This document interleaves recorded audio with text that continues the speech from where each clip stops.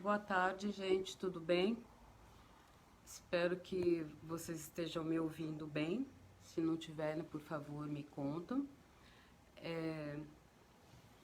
Então, eu coloquei hoje nos meus grupos de WhatsApp e coloquei no Facebook também que eu vou começar hoje uma série de transmissões ao vivo todos os dias como uma contribuição minha para os alunos que estão sem aula, para os pesquisadores que estão sem congresso, enfim, para as pessoas da área de música que precisem, né, de algum auxílio, de ajuda com relação à preparação dos seus trabalhos, né, e preparação dos seus trabalhos, preparação dos seus artigos para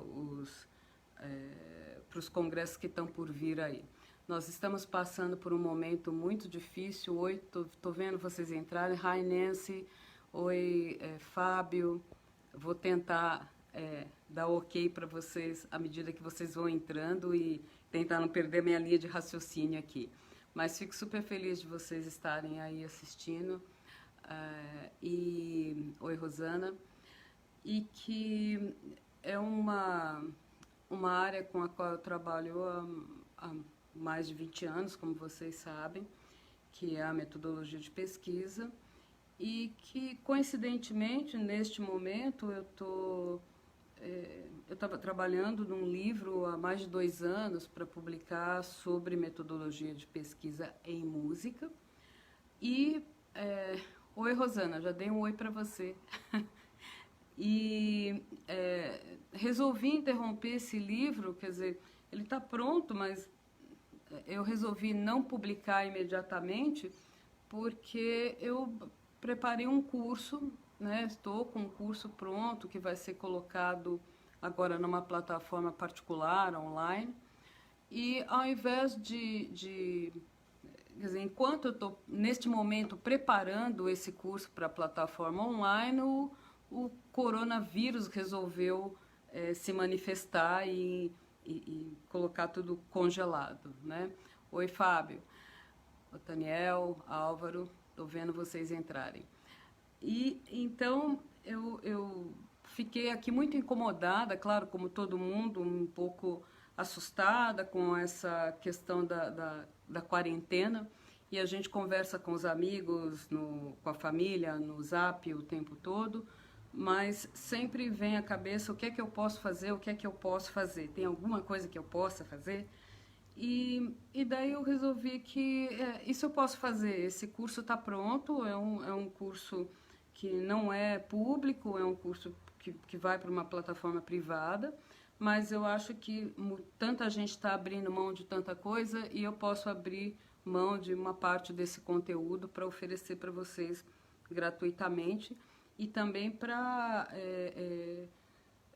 porque a gente precisa realmente fazer alguma coisa em prol um do outro nesse momento, um momento de muita cautela, muito cuidado, e que a gente tem que ficar em casa e que a gente sabe que na área de pesquisa que a gente mais quer é poder ficar em casa e pesquisar e trabalhar e a gente nunca pode, não é? Mas é muito estranho quando a gente tem que ficar em casa, não é? Parece que tem uma coisa que não é tão prazeroso quanto quando eu escolho ficar em casa. Mas de qualquer forma, não é uma escolha nesse momento, estamos em casa e em casa ficaremos. Assim, eu hoje vou conversar um pouco com vocês sobre uma introdução ao que eu penso que é a metodologia de pesquisa e esperar os comentários de vocês, é claro. Eu tenho várias ideias do que eu posso falar nesses próximos não sei quantos dias. Eu, de fato, disse todos os dias a partir de hoje, eu não sei quantos dias serão, mas seja lá quantos forem, eu estarei aqui todos os dias às 15 horas falando um pouquinho, né, cada dia sobre uma coisa, sobre dicas do que possa contribuir para o desenvolvimento do trabalho de pesquisa em música, mais particularmente em performance musical, que você esteja fazendo. Obviamente, eu não tenho como oferecer um trabalho de revisão ou de auxílio específico de um projeto ou de outro.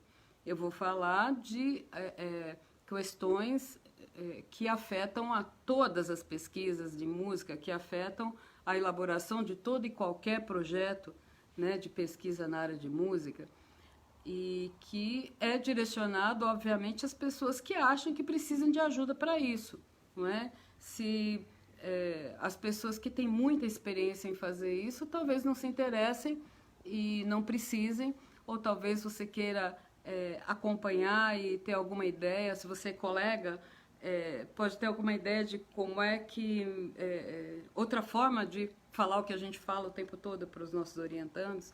Enfim, está aberto. E a Christoph Gomes, você poderia tocar tocar baixo? Hoje eu acho que não, porque eu estou num setup aqui que não dá para eu nem para eu colocar o contrabaixo aqui no cenário. Mas ao longo dos próximos dias aí, um dia desses eu toco, não tem problema nenhum. O Ebenezer. Então, o propósito aqui é falar em metodologia de pesquisa, até porque eu acho que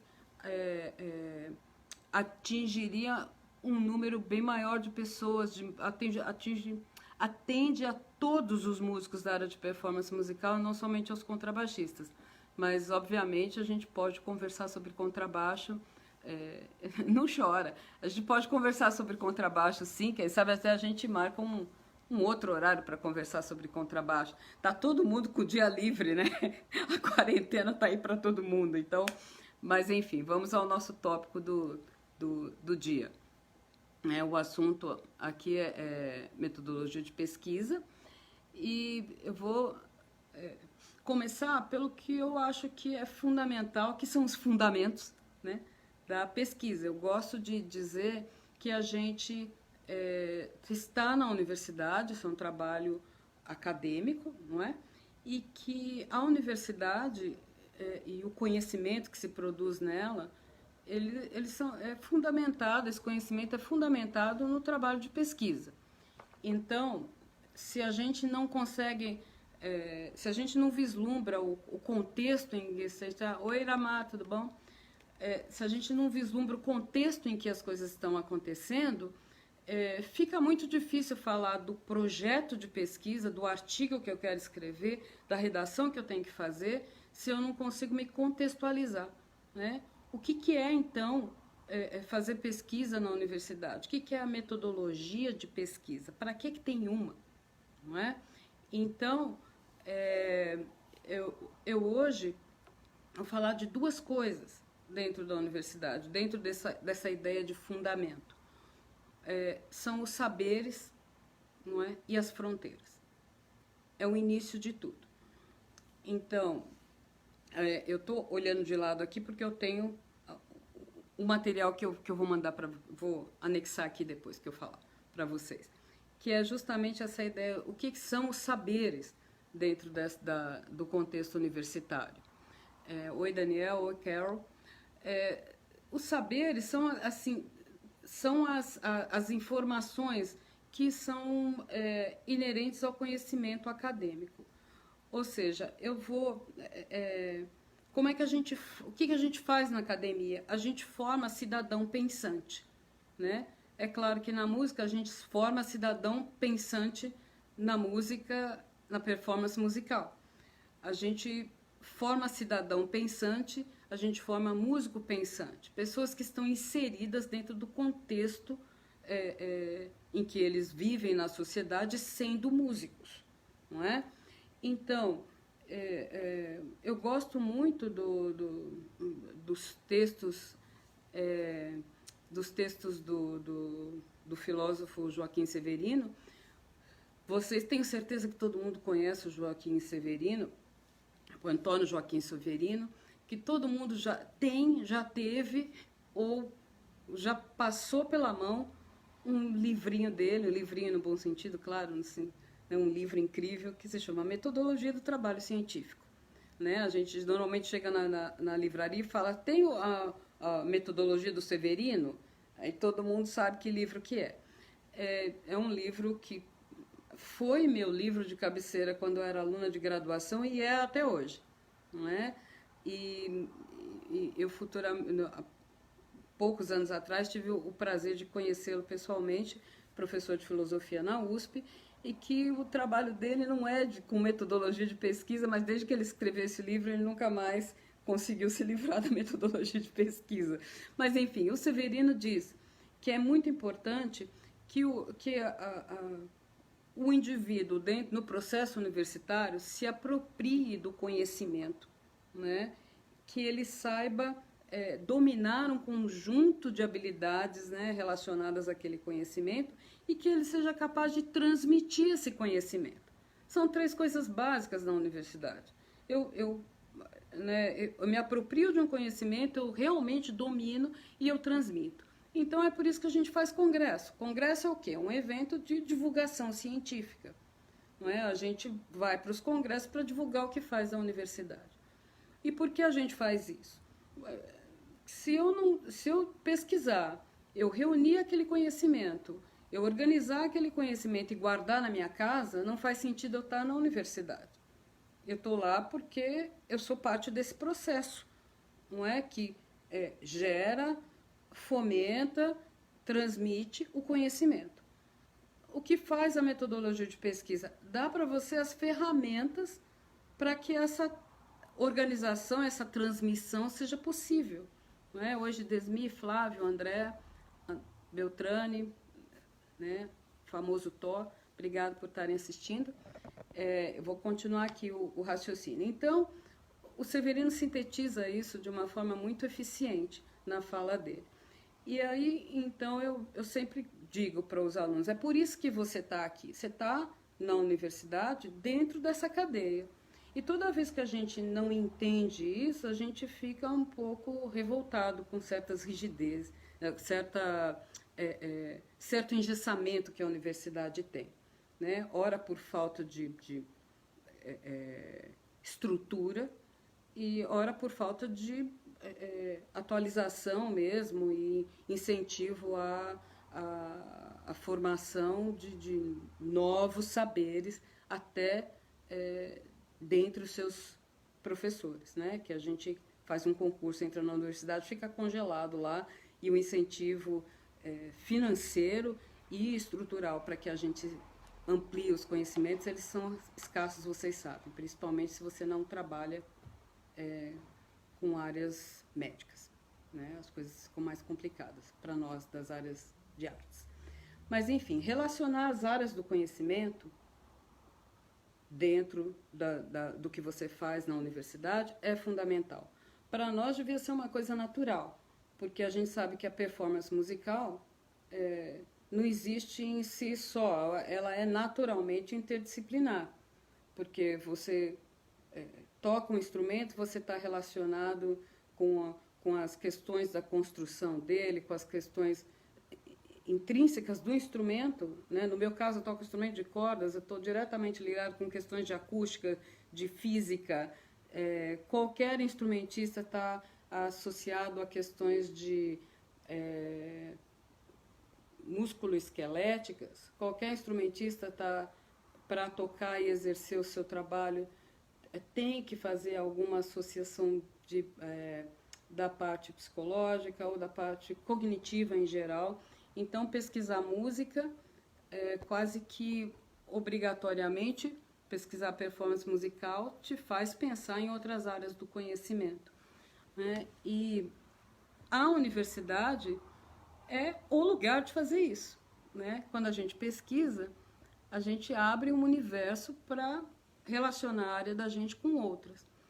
É obrigatório relacionar a nossa área com as outras na nossa pesquisa?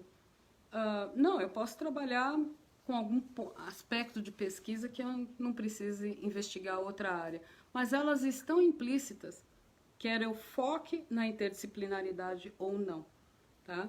Então, essa primeira parte que eu queria dizer hoje é sobre saber o que é que a gente faz com relação a adquirir conhecimento dentro da universidade, né? quando eu transformo essa aquisição de conhecimento e na minha reflexão, eu já estou fazendo pesquisa. Se eu documento isso de alguma forma, eu estou formalizando a pesquisa. Se eu vou formalizar a pesquisa, a metodologia é a minha ferramenta. Eu tenho que ter, né? E aí, a segunda parte do que eu queria falar diz respeito às fronteiras. Onde é que estão os limites, né, para que eu faça pesquisa na universidade? A primeira coisa é que eu tenho que saber o que é possível e o que não é possível onde eu estou, na universidade em que eu estou. Acho que eu estou saindo um pouquinho de foco aqui, que o meu pedestal está escorregando. Se eu sair da tela, vocês me avisam, tá? Então, eu tenho que conhecer muito bem a instituição onde eu estou, o que ela permite, o que ela não permite, o que é financiável ou não, o que é que eu posso fazer, o que acontece em torno da minha área de pesquisa e que pode, de alguma forma, dar suporte ao tipo de coisa que eu gostaria de pesquisar. E mais para frente a gente vai falar sobre como é que eu escolho, ou como é que eu sei o que eu gosto de pesquisar se eu nunca pesquisei, ou se eu estou pesquisando uma coisa há muito tempo e estou cansado, como é que eu troco. Enfim, essas coisas todas a gente pode conversar, mas o limite, né, as fronteiras estão muito mais nas condições em que eu encontro na universidade para pesquisar do que um limite que a pesquisa em si, que a área, o conteúdo de pesquisa em si te imponha. Obviamente, você tem um limite do seu nível de pesquisador, que você conhece ou você não conhece. Não é? Então, eu costumo dizer que para os alunos que estão iniciando, né, as pesquisas de TCC, né, de iniciação científica em geral, eu gosto de brincar com os meus alunos dizendo, existe uma cadeia alimentar. Ela começa lá no MEC, né, e ela termina, o último nível dela é o TCC, são vocês, não é? Então, essa cadeia alimentar da pesquisa diz assim, se eu sou iniciante em pesquisa, eu tenho que ouvir os outros, eu tenho que ter alguém que me dê uma orientação inicial. E eu não posso, como iniciante, começar a ter ideias que sejam inatingíveis para mim, que eu não tenha conhecimento nenhum sobre ela, que eu seja zero sobre aquele assunto. Se eu não tenho nenhuma intimidade com o assunto, essa é uma fronteira, é uma barreira, não é uma fronteira, né? Primeira, não é? Eu busco eliminar as coisas que vão impedir de começar a fazer uma pesquisa ou de começar a escrever um texto, né, de maneira mais tranquila. E o meu maior inimigo é escolher uma coisa que eu acho que é muito legal, mas que não tem nenhuma proximidade comigo. Né? Então, dentro dessa cadeia alimentar, sei lá, eu tenho um MEC, em alguma instância, as coisas todas viram número, quer a gente queira, goste ou não. Eu odeio, não é? Eu não sou uma pessoa que seja muito ligada aos números. Oi, Lil, oi, Adélia. Não é? Só que o que acontece? A vida real transforma a informação em números. Então, o MEC tem lá um bolo de dinheiro, que cada dia é menor, para distribuir ou para né, arregimentar, sei lá, arregimentar não é a palavra, enfim, para dividir entre a área de educação. Né? Dentro dessa educação tem uma série de subfatias. E a área de tecnologia, o Ministério da Ciência e Tecnologia, agora eu fiquei em dúvida se é assim que ainda chama, mas enfim, a ciência e tecnologia cuida de pesquisas que geram inovação e novos conhecimentos. Bom, todas essas áreas lá do governo, elas têm em alguma instância um número que vai definir como a fatia do bolo do dinheiro é dividida. Bom, vamos para a nossa área de pesquisa na universidade. Quando a gente chega as universidades, tem lá dentro de toda a sua produção a área de pesquisa. e elas têm um número. Esse número que elas levam para o MEC, ele também é por área. Tem as várias unidades da universidade, elas têm uma produção. Essa produção de professores, de alunos, de técnicos, é de alguma forma classificada em números, e chegam os números da universidade para a área específica para a área específica de recursos financeiros, que vai decidir como é que o bolo, a parte do bolo que o MEC passou para aquela instituição, vai ser dividida para todas as áreas dentro da universidade. Bom, a parte desse bolo dentro da universidade que chegou na sua instituição, no nosso caso, quer dizer, no caso da minha instituição, na Escola de Música e Artes Cênicas, vai ser dividido entre as atividades, as pesquisas, o ensino, tudo que está acontecendo dentro da área de música e artes cênicas. Bom, até esse dinheiro chegar, ou esse recurso chegar num grupo específico de pesquisa, atender aos professores pesquisadores, aos técnicos, aos estudantes de doutorado, de mestrado, e chegar em algum fomento dentro da iniciação científica, percebe? Porque a iniciação científica é a parte de baixo da cadeia alimentar. Esse bolo vai ser, é claro que não é linear assim, né? Primeiro eu dou dinheiro para o doutor, depois eu dou dinheiro. Se fosse assim, a lógica seria meio absurda. Mas, enfim, só para você que não tem experiência com essa parte acadêmica, entender que quando eu estou começando, eu tenho que me associar obrigatoriamente ao meu orientador, ao grupo de pesquisa dele, ou a grupos que envolvam pesquisadores de vários níveis, para eu entender onde é que eu me coloco nisso e como é que eu posso desenvolver ou o meu TCC de 1 ano, ou o meu trabalho de iniciação científica, que pode durar até 3 anos, 4 anos, e aí encerrar, resolver que eu vou seguir a minha carreira e eu não quero ser pesquisador, ou me preparar para continuar a minha carreira de pesquisador, de mestrado, de doutorado. Tudo isso começa algum dia. Quando começa, você entra nessa cadeia alimentar da pesquisa na universidade. Então, por isso que carinhosamente eu digo aos meus alunos, você está embaixo na cadeia, né? E você tem que chegar até lá em cima, associa-se a todo mundo, associe-se a todos os que já estão pesquisando antes de você e não tente ficar reinventando a roda, não é? Para não fugir de um oi Voila, oi Cristine, Aurélio, não é? E, enfim, a grosso modo, as fronteiras estão por aí. Em eu conhecer os recursos que eu tenho para eu saber que caminhos eu posso escolher, né? E daí eu posso ampliar essas fronteiras, ou eu posso ficar alheio ao que está acontecendo em torno do ambiente de pesquisa e assim fechar fronteiras e limitar a expansão que eu poderia ter na universidade. Então, essa é uma fala inicial que eu vou deixar para vocês e vou colocar esse texto no Face assim que eu terminar de falar. Né? Vocês já devem ter percebido que eu não sou expert em tecnologia, então eu estou usando aqui o meu celular para falar com vocês, para deixar o meu computador aqui liberado caso eu precise consultar alguma coisa enquanto eu falo com vocês. Mas eu espero que nos próximos dias Oi Marcos, tá falando com vocês sobre tópicos específicos que vão envolver esses dois conceitos de saberes e fronteiras dentro da universidade. Então, amanhã eu queria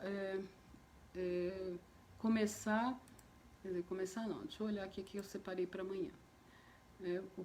Primeiro, sim, amanhã eu queria falar um pouco com vocês sobre a construção de artigo científico versus relato de experiência. Por que eu escolhi esse tópico? Nós estamos com várias chamadas de trabalho em aberto, né, para congressos da área de música. Ainda outros estão se abrindo. Não sabemos direito o que vai acontecer no Brasil com esses congressos, porque a gente não sabe ao certo quando é que estaremos livres desse vírus. Livre não, né? Quando é que todo mundo vai pegar esse vírus, porque daí a gente pode ficar à vontade, todo mundo já pegou mesmo, mas temos que passar a curva, né? Diz o ministro o ministro da Saúde ontem que a expectativa hoje é que essa curva vá subir até agosto. E em setembro tem uma queda vertiginosa, sendo que nos próximos 30 dias nós teremos o pior momento de infecção, né, geral. E que é o momento em que a gente mais precisa ficar na quarentena. Então, eu estou esperando que a gente tenha aí pelo menos 30 dias de conversa todos os dias. Enquanto a quarentena durar, eu vou estar aqui todos os dias às 15 horas, tá? Fazendo falas e ouvindo vocês sobre o que vocês... tirando dúvidas ou incluindo tópicos que sejam solicitados. Né? Para quem chegou depois, isso tudo é parte de um curso muito grande que eu estou colocando numa plataforma particular e que eu resolvi abrir gratuitamente para quem estiver disponível para entrar aqui às 15 horas, uma boa parte desse curso, justamente para auxiliar quem está em casa e está aí sem orientação e precisando preparar os seus trabalhos ou precisando de alguma dica, né, na área de metodologia de pesquisa em música, particularmente performance musical, mas eu acho que é aplicável a qualquer área da música. Então, amanhã, às 15 horas, eu vou falar sobre a diferença principal entre preparar um relato de experiência e preparar um artigo científico para um congresso. Né? Então, se você está nessa vibe, está com esse tipo de questionamento, está com chamadas de congresso e não sabe se prepara um artigo, se prepara um relato, se faz um recital palestra, qual que é a diferença de fazer uma coisa ou outra. Amanhã, às 15 horas, eu vou falar sobre isso. Eu tenho a impressão que as entradas, a gente vai vendo quanto tempo demora, mas eu acho que devo ficar no ar em torno de 30 minutos. Hi, Scotty. Eu penso que em termos de 30 minutos por dia, mas aí vocês podem entrar e colocar sugestões, pedidos. À medida que eu vou receber, Rosana, à medida em que eu recebo os pedidos ou eu verifico a possibilidade de esclarecer online ou não, mas de qualquer forma todo mundo que escreveu eu vou tentar atender, é para isso que eu estou aqui, por isso que eu me propus a fazer isso, tá? Então, oi Emerson, então é isso, eu não recebi nenhuma pergunta até agora, né? Mas estou muito feliz que tem muita gente entrando e acho que a gente pode avaliar, à medida que a gente vai conversando todo dia, a necessidade de ficar um pouco mais, ou talvez seja muito longo, 30 minutos, eu não sei. Realmente é muita gente diferente e eu também nunca fiz isso antes, então eu não sei quanto tempo é que vocês me aguentariam todo dia, porque eu falo pra caramba. Então é isso, tá? Por hoje é isso.